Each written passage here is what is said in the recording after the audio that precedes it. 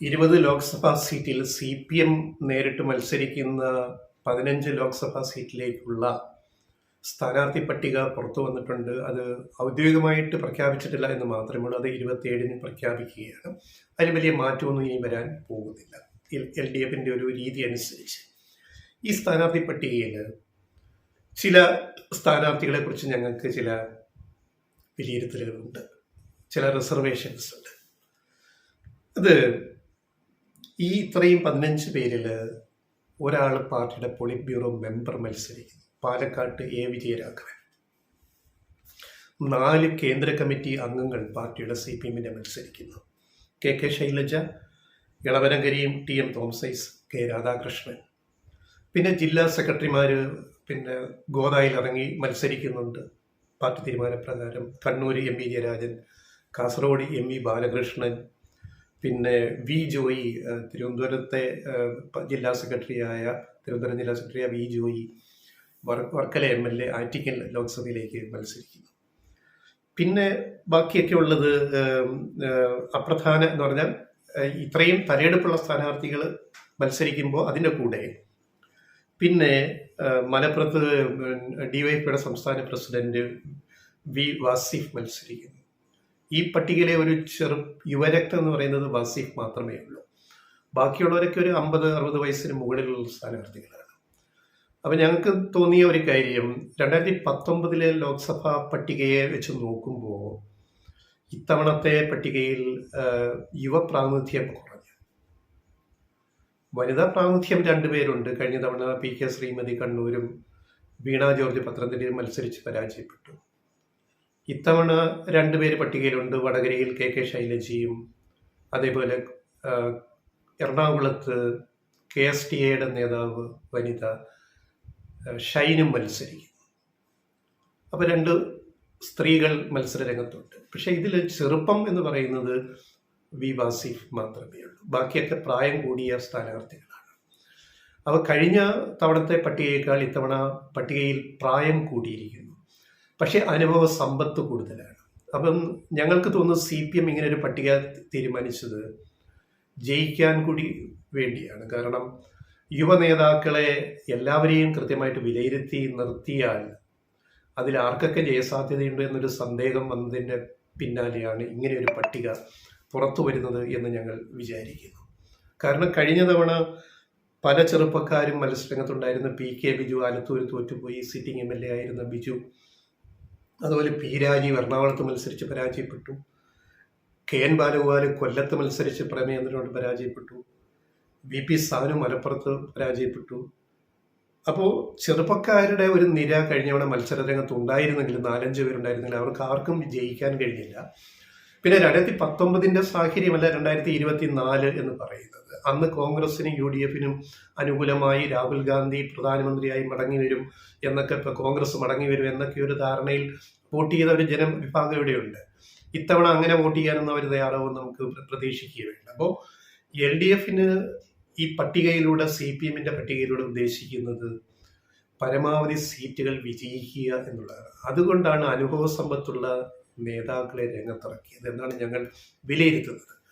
പക്ഷേ അവിടെയും 1-2 സ്ഥാനാർത്ഥികളുടെ കാര്യത്തിൽ നമുക്ക് ചില 2 ചിന്തകളുണ്ട്. അത് ഒന്ന് പാലക്കാട്ട് A. വിജയരാഘവന്റെ സ്ഥാനാർത്ഥിത്വമാണ്.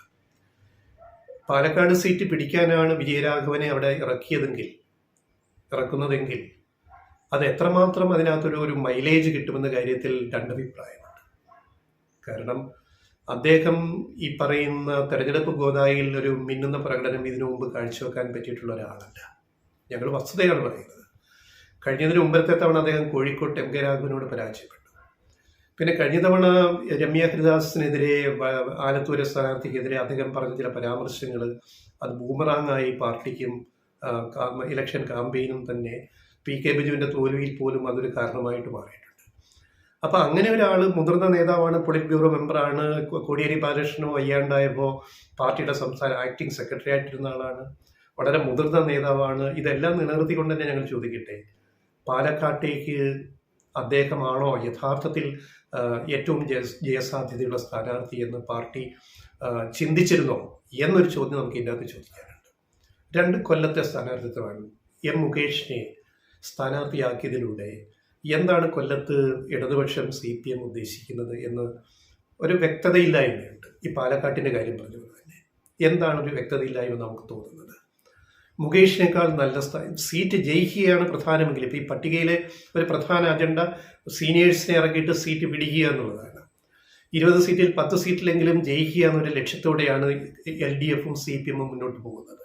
ഇപ്പോഴത്തെ തെരഞ്ഞെടുപ്പിൽ, വരാനിരിക്കുന്ന തെരഞ്ഞെടുപ്പിൽ അതെല്ലാവർക്കും ബോധ്യമായിട്ടുണ്ട് ഈ പട്ടികയിലൂടെ. പക്ഷേ എന്തുകൊണ്ട് പാലക്കാട്ടും കൊല്ലത്തും ഈ ഒരു പരീക്ഷണം നടത്തുന്നു എന്നത് മറ്റൊരു ചോദ്യം അതിനകത്ത് വരുന്നുണ്ട്.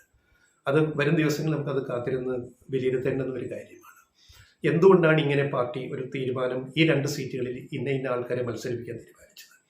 മറ്റ് സീറ്റുകളിലെ സ്ഥാനാർത്ഥികളെ പറ്റിയൊക്കെ നമുക്ക് നാളെ വളരെ നല്ല വിയോജിപ്പുകളൊന്നുമില്ല. വടകരയിൽ KK ശൈലജ ടീച്ചർ ഏറ്റവും ബെസ്റ്റ് കാൻഡിഡേറ്റ് ആണ്.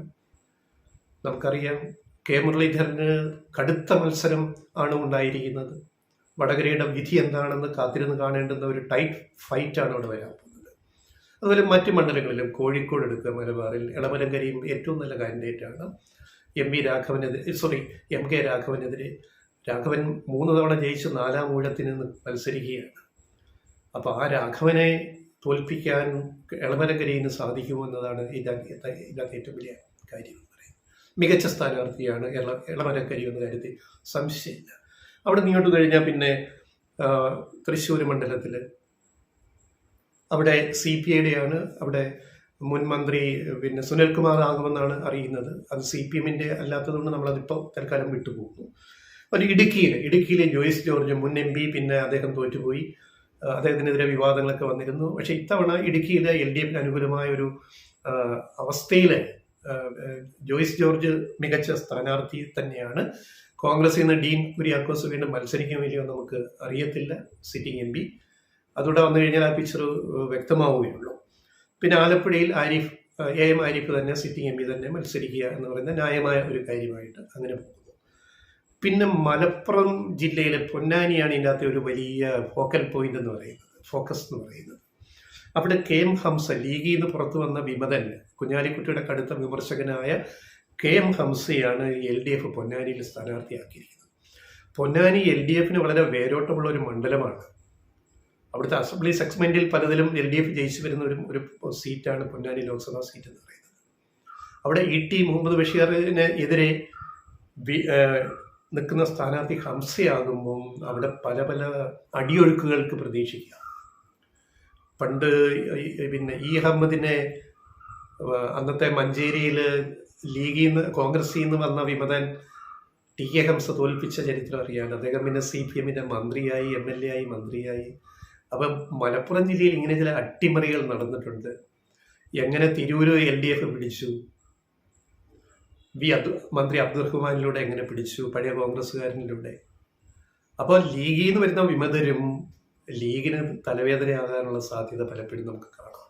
അപ്പോൾ അതുകൊണ്ട് പൊന്നാനി വളരെ ഒരു ശ്രദ്ധിക്കപ്പെടുന്ന ഒരു മത്സരമാണ് പൊന്നാനിയിൽ നടക്കാൻ പോകുന്നത്. പിന്നെ എറണാകുളം KJ ഷൈൻ എറണാകുളത്ത് പൊതുവെ അധികം അറിയപ്പെടുന്ന നേതാവൊന്നുമല്ല അവർ ഇതുവരെ. പക്ഷെ അവർ നോർത്ത് പറവൂരിൽ VD സതീഷിൻ്റെ മണ്ഡലത്തിൽ അവിടുത്തെ തദ്ദേശ സ്വയംഭരണ തെരഞ്ഞെടുപ്പിൽ ജയിക്കുകയും 2-3 തവണ ജയിക്കുകയും അവിടുത്തെ ലോക്കൽ പ്രാദേശിക രാഷ്ട്രീയത്തിൽ വളരെയധികം ഇടപെടുകയും ചെയ്യുന്ന ഒരു വനിതാ നേതാവാണ് KJ ഷൈൻ എന്നാണ് അറിയാൻ കഴിയുന്നത്.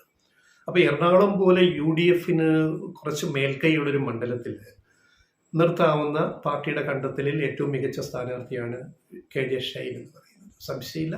പിന്നെ വനിതാ പ്രാതിനിധ്യം കൂടി അതിൻ്റെ അകത്ത് ഉറപ്പാക്കാൻ കഴിഞ്ഞു. 2 സ്ത്രീകളെ മത്സരിപ്പിക്കുക എന്ന കാര്യം. പിന്നെ ഈ ലിസ്റ്റിലെ ജില്ലാ സെക്രട്ടറിമാർ, പിന്നെ 4 MLAമാർ മത്സരിക്കുന്ന നമ്മൾ പറഞ്ഞു. K രാധാകൃഷ്ണൻ മന്ത്രി കൂടിയാണ്. ആലത്തൂര് തിരിച്ചു പിടിക്കുക എന്നുള്ള ഉദ്ദേശത്തിലാണ് K രാധാകൃഷ്ണനെ രംഗത്തിറക്കിയിരിക്കുന്നത്. മികച്ച സ്ഥാനാർത്ഥിയാണ് അദ്ദേഹം. MLA ആയിട്ട് ജയിച്ചു വന്ന മണ്ഡലം ആലത്തൂർ പിന്നെ ലോക്സഭാ മണ്ഡലത്തിലാണ്. അപ്പോൾ അതുകൊണ്ട് തന്നെ ചേലക്കരയിൽ നിന്നുള്ള MLA ആണല്ലോ K രാധാകൃഷ്ണൻ. അതുകൊണ്ട് കടുത്ത മത്സരമാണ് K രാധാകൃഷ്ണൻ കാഴ്ചവെക്കുന്നത്. രമ്യ ഹരിദാസിൻ്റെ പ്രതീക്ഷകളെ അട്ടിമറിക്കുന്ന ഒരു റിസൾട്ട് അവിടെ നിന്ന് വന്നു കഴിഞ്ഞാൽ അത്ഭുതപ്പെടാനില്ല. കാരണം ഒരു വിവാദങ്ങളിലും പെടാത്ത വളരെ സൗമ്യനായ രാഷ്ട്രീയ നേതാവാണ് പാർട്ടിയുടെ കേന്ദ്ര കമ്മിറ്റി അംഗമായ കെ രാധാകൃഷ്ണൻ. അതിൽ തന്നെ ഒരു കാൻഡിഡേറ്റിനെ ആലത്തൂർ ഇറക്കാൻ പാർട്ടിക്കില്ല എന്നതുകൊണ്ട് തന്നെയാണ് അദ്ദേഹത്തെ സ്ഥാനാർത്ഥിയാക്കിയിട്ട് നിശ്ചയിച്ചത്. പിന്നെ മറ്റ് ജില്ലാ സെക്രട്ടറിമാരുടെ കാര്യങ്ങളൊക്കെ ഞങ്ങൾ പറഞ്ഞു. ഇത്രയുമാണ്. പിന്നെ പത്തനംതിട്ട ഇപ്പം കഴിഞ്ഞ പിണറായി ഗവൺമെന്റിലെ പിണറായി 1 സർക്കാരിലെ ഏറ്റവും പോപ്പുലറായ 3 മന്ത്രിമാരെ മത്സര രംഗത്ത് ഇറക്കി എന്നുള്ളത് ചെറിയ കാര്യമല്ല. മുൻ മന്ത്രിമാരെ, ഒന്ന് പത്തനംതിട്ടയിൽ തോമസ് ഐസക്, 2 വടകരയിൽ കെ ശൈലജ, 3 ചാലക്കുടിയിൽ സി രവീന്ദ്രനാഥ്, മുൻ വിദ്യാഭ്യാസ മന്ത്രി. പിണറായി മന്ത്രിസഭയിൽ മിന്നുന്ന പ്രകടനം കാഴ്ചവെച്ച 3 മന്ത്രിമാരാണ് ഇവര്. അവരാണ് ലോക്സഭയിലേക്ക് ഇത്തവണ മാറ്റുരയ്ക്കുന്നത്. അവരൊക്കെ ജയിച്ച് ലോക്സഭയിലും പോകേണ്ടത് നാടിൻ്റെ ആവശ്യം കൂടിയാണെന്നുള്ളൊരു രീതിയിലാണ് ഈ ലിസ്റ്റ് CPM ഇപ്പോൾ സ്ഥാനാർത്ഥി ലിസ്റ്റ് പുറത്ത് വിടുന്നത്.